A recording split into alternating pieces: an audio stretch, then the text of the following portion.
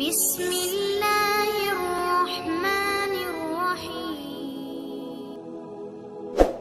السلام علیکم۔ ایک مرتبہ اللہ تعالیٰ نے حضرت اسرائیل علیہ السلام سے دریافت کیا کہ اے اسرائیل، آج تک جن لوگوں کی روح تو نے قبض کی ان میں سے کسی پر تجھے رحم بھی آیا؟ اسرائیل نے عرض کیا، اے پروردگار، تو خوب جانتا ہے کہ روح قبض کرتے وقت ہمیشہ میرا دل دکھتا ہے، لیکن تیرے حکم سے سرتابی کی مجال کہاں؟ خدا نے پوچھا، یہ بتا تجھے سب سے زیادہ رحم کس پر آیا؟ الہی، ایک موت ایسی ہے جو بھلائے نہیں بھولتی، اور وہ غم ایسا ہے جو تنہائی میں بھی میرے ساتھ رہتا ہے۔ ایک کشتی مردوں اور عورتوں سے بھری ہوئی سمندر میں سفر کر رہی تھی۔ تو نے حکم دیا اس کشتی کو فنا کر دے۔ میں نے کشتی کو پاش پاش کر دیا۔ تو نے فرمایا، سب مردوں اور عورتوں کی روحیں قبض کر لو، لیکن ایک عورت اور اس کے نوزائیدہ بچوں کو چھوڑ دے۔ میں نے اس حکم کی بھی تعمیل کی، سب کی جانیں قبض کر لیں۔ ایک بہتے تختے پر ماں اور اس کا بچہ رہ گئے، اور پھر وہ تختہ سمندر کے کنارے پر پہنچ گیا۔ میں اس ماں اور اس بچے کی جان بچ جانے سے بہت خوش ہوا، لیکن پھر تیرا حکم آیا، اے اسرائیل، جلد ماں کی روح قبض کر اور بچے کو اکیلا چھوڑ دے۔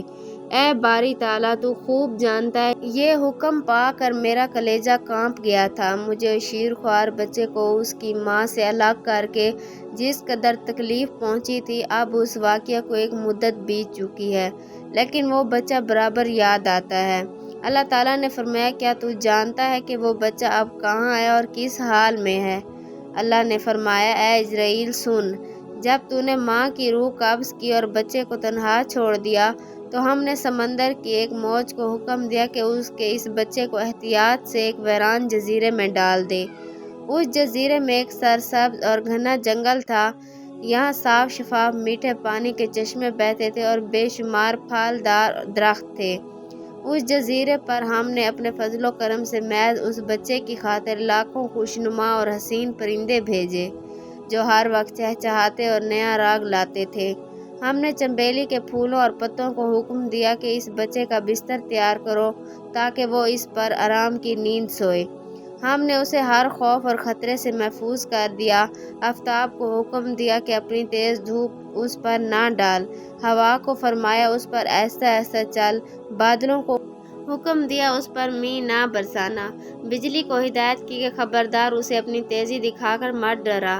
انہی دنوں جنگل میں بھیڑیے کی ماں نے بچے دیے تھے۔ ہم نے اسے حکم دیا کہ اپنے بچوں کے ساتھ اس انسان کے بچے کو بھی دودھ پلا، اس کی دیکھ بھال کر اسے کوئی غذا نہ پہنچنے دے۔ اے اسرائیل، اس نے بھی ہمارے حکم کی تعمیل کی، یہاں تک کہ وہ تنہا اور بظاہر بے یار و مددگار بچہ پرورش پا کر خوب صحت مند اور بہادر ہو گیا۔ ہم نے اس کے پاؤں میں کانٹا بھی نہ چبھنے دیا۔ دنیا جہان کی نعمتیں اسے عطا کیں اور وہ ان کا شکر بھی ادا نہ کرتا تھا۔ اور اب اے ملک الموت، تو جانتا ہے وہ بچہ کہاں ہے اور کیا کر رہا ہے؟ اسرائیل نے سجدہ کرتے ہوئے عرض کیا، تجھی کو علم ہے اے میرے پروردگار۔ اللہ نے فرمایا، وہ بچہ شداد بن گیا ہے، اب وہ خدائی کا دعویٰ کر کے لوگوں کو میری راہ سے ہٹاتا ہے اور ان پر تشدد کرتا ہے۔